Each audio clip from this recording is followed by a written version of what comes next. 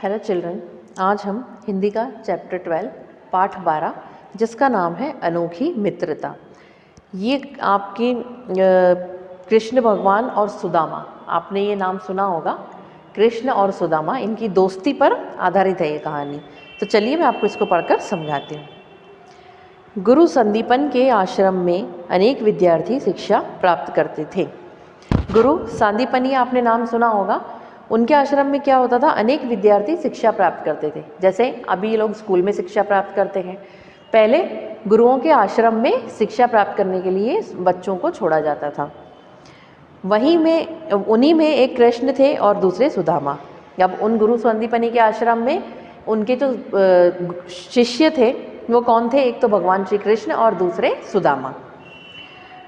श्री कृष्ण समृद्ध परिवार से थे और सुदामा अत्यंत निर्धन ब्राह्मण पुत्र थे।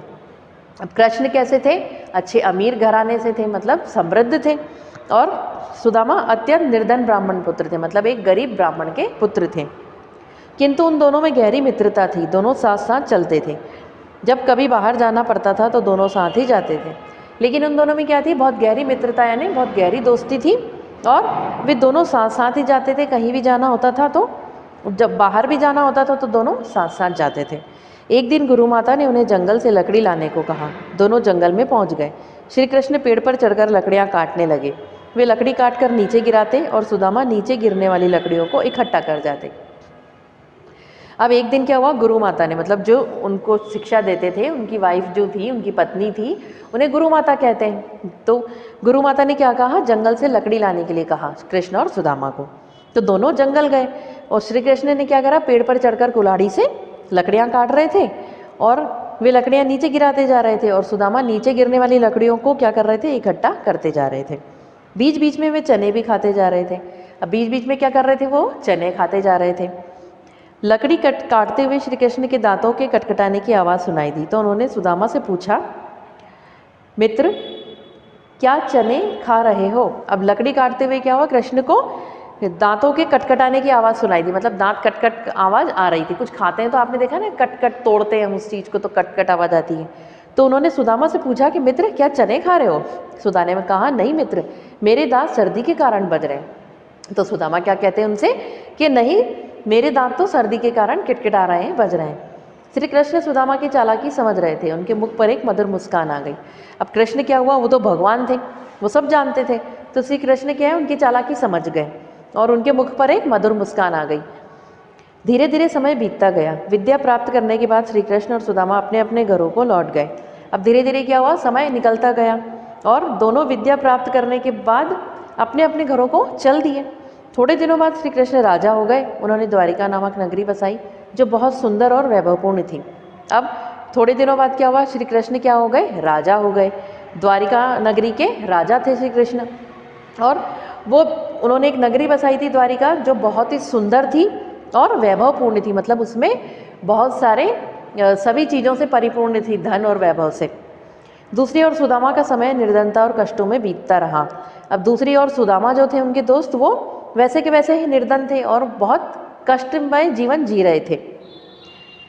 जो दान दक्षिणा मिल जाती थी उसी से उनके परिवार का गुजारा होता था। वो भिक्षा मांगकर, दान दक्षिणा या भिक्षा से ही उनके घर का गुजारा चलता था।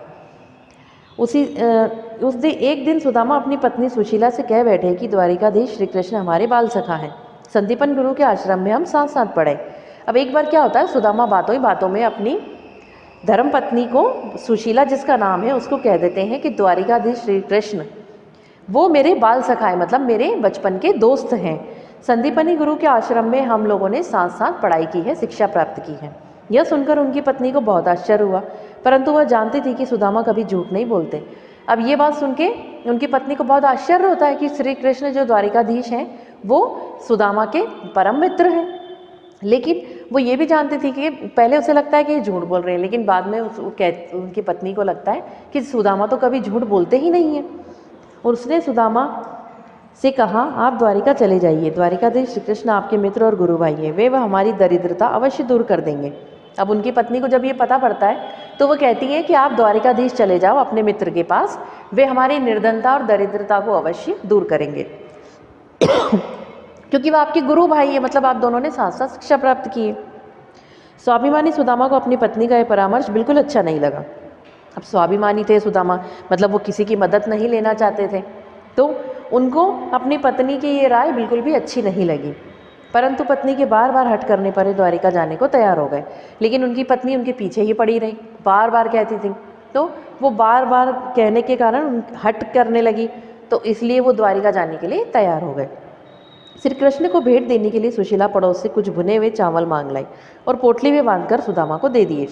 अब हम किसी के घर जाते तो आपने देखा है ना, हम कहीं तो मिठाई ले जाते हैं या फल फ्रूट ले जाते हैं, कोई भी एक छोटी मोटी चीज़ ले जाते हैं, तो भेंट स्वरूप देने के लिए कोई ना कोई चीज़ लेकर जाता है, कोई मेहमान जाता है किसी से मिलने। तो अब श्री कृष्ण भी अपने परम मित्र अपने बाल सखा के यहाँ जा रहे थे, तो भेंट देने के लिए उनकी जो सुदामा की पत्नी थी सुशीला, वो पड़ोस में से क्या होता है भुने हुए चावल मांग कर लाती है और पोटली में बांधकर सुदामा को दे देती है। पोटली लेकर सुदामा चल पड़े। भूख प्यास और मार्ग से कष्टों को सहन करते हुए वे द्वारिका पहुंच गए।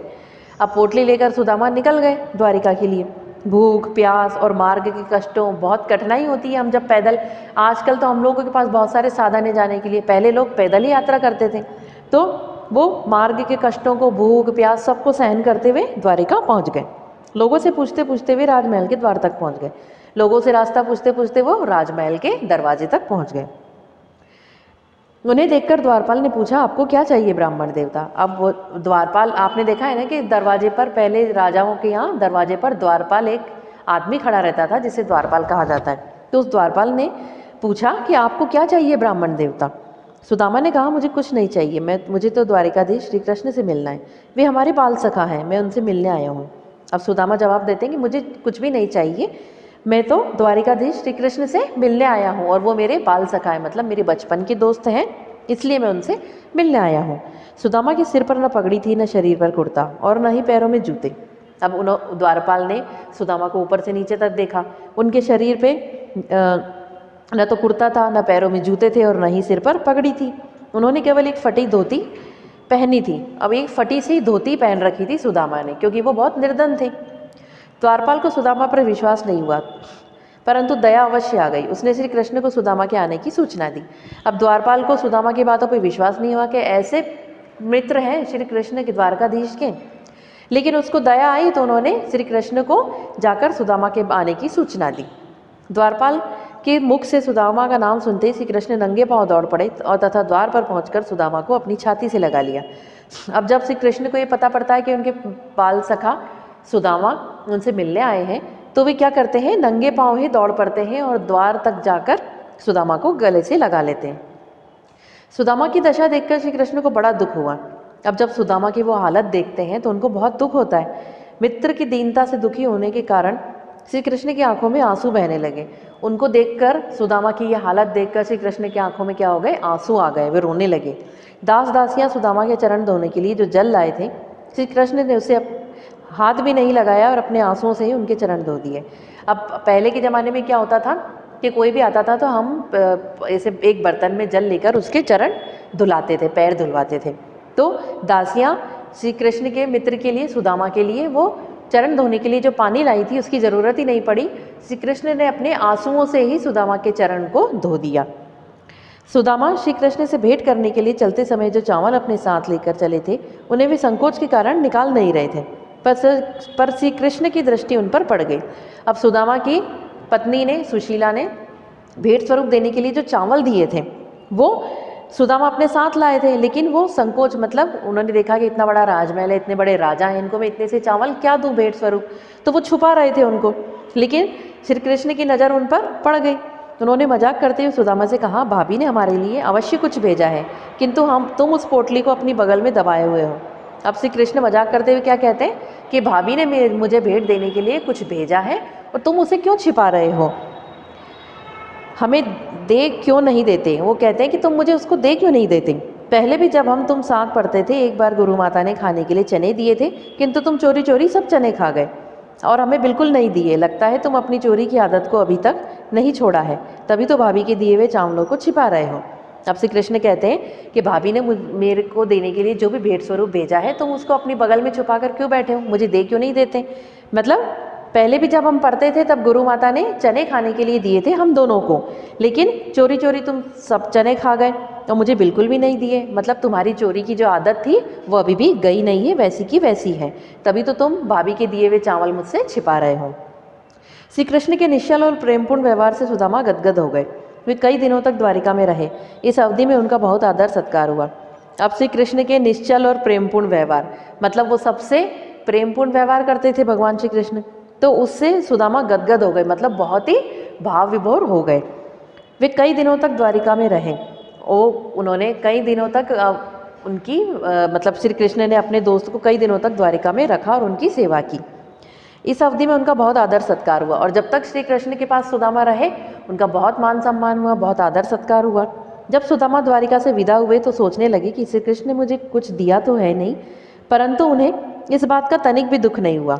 अब जब वो जाने लगे सुदामा, उनकी पत्नी ने कहा था कि वह हमारी निर्धनता दूर कर देंगे, मतलब हमारी गरीबी को दूर कर देंगे। तो सुदामा सोचने लगे कि श्री कृष्ण ने मुझे कुछ भी नहीं दिया, पर फिर भी वो खुश थे। वो अपने मित्र के प्रेमपूर्ण व्यवहार तथा सेवा से ही उनकी तृप्ति हो गई थी। अपने मित्र को देखने से, उनके प्रेमपूर्ण व्यवहार करने से वो तृप्त हो गए थे, मतलब उनके मन को बहुत शांति मिली थी। अब उन्हें किसी धन दौलत की लालसा नहीं थी। वो मतलब संतुष्ट होकर जा रहे थे कि मेरे मित्र ने मेरे साथ बहुत ही प्रेमपूर्ण व्यवहार किया है, भले ही उसने मुझे कुछ दिया नहीं हो, लेकिन जो मान सम्मान आदर सत्कार किया उन्होंने इतने दिन मेरा, उससे वो संतुष्ट थे और उनको धन दौलत की लालसा नहीं थी। सुदामा जब अपने गांव पहुंचे तो वहां द्वारिका की तरह ही राजसी वैभव देखकर भ्रम में पड़ गए कि कहीं मैं मार्ग भूलकर फिर से द्वारिका तो नहीं आ गया हूँ। अब सुदामा जब अपने गांव पहुंचते हैं तो क्या होता है कि वो वहाँ भी द्वारिका की तरह राजसी वैभव, मतलब जैसा द्वारिका में राज वैभव था उसी तरह से उनको अपने गांव में भी राज वैभव देखते हैं तो वे भ्रम में पड़ जाते हैं, चकित हो जाते हैं कि कहीं वो रास्ता तो नहीं भूल गए और वापस द्वारिका तो नहीं आ गए। जहाँ पहले उनकी झोपड़ी थी वहाँ एक बड़ा महल खड़ा था। अब जहाँ सुदामा की झोपड़ी थी टूटी फूटी, वहाँ पे एक बड़ा महल खड़ा हुआ था। महल के द्वार पर महावत हाथी लिए खड़े थे। महल के द्वार पर, मतलब दरवाजे पर हाथी लिए महावत खड़ा हुआ था। जहाँ पहले सुदामा डरते डरते महल के द्वार तक पहुंचे तो देखा कि उनकी पत्नी सुशीला सुंदर वस्त्र और स्वर्ण आभूषण पहने हुए अपनी सहेलियों के साथ बैठी थी। अब वो डरते डरते क्या हुआ, महल के द्वार तक जाते हैं तो वहाँ क्या देखते हैं कि उनकी पत्नी सुशीला सुंदर वस्त्र और स्वर्ण आभूषण, मतलब सोने के गहने पहनकर अपनी सहेलियों के साथ बैठी है। सुदामा को देखकर वह आनंद मग्न होकर आई और बोली, नाथ आश्चर्य मत कीजिए, यह आपके बाल सखा द्वारिकाधीश श्री कृष्ण की कृपा है। तो वो अपने पति से कहती है, नाथ आप आश्चर्य मत करो, मतलब आप चकित मत हो, आप चिंतित मत हो, ये सब आपके बाल सखा, आपके परम मित्र, आपके बचपन के दोस्त द्वारिकाधीश श्री कृष्ण ने ही किया है, उन्हीं की कृपा से हुआ है। बिना जताए उपकार करने वाले सच्चे मित्र श्री कृष्ण के प्रति सुदामा के मन में गहरी श्रद्धा उमड़ पड़ी। बिना जताए, मतलब जब तक सुदामा द्वारिकाधीश में थे उनको पता ही नहीं था कि कृष्ण क्या कर रहे हैं, तो उन्होंने कुछ जताया नहीं कि मैंने तुम्हारे लिए ये किया है। उन्होंने बस अपने दोस्त का आदर सत्कार किया, बहुत अच्छे से उनको रखा और फिर विदा कर दिया।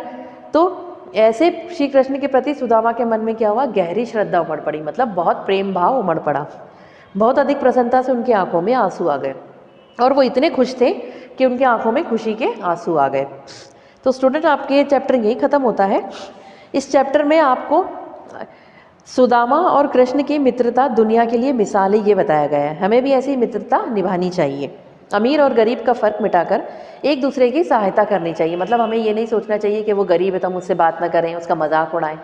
सुदामा और कृष्ण की दोस्ती एक मिसाल है, हमें उसी तरह से अपनी दोस्ती निभानी चाहिए। तो आपको ये कहानी अच्छी लगी होगी और समझ में भी आ गई होगी। इस चैप्टर की बुक की एक्सरसाइज में फिल करके आपको व्हाट्सएप पे सेंड कर दूंगी और इसके क्वेश्चन आंसर आपको रिटर्न में भेज दूंगी, जो आपको हिंदी की कॉपी में नोट डाउन करना है। Thank you student.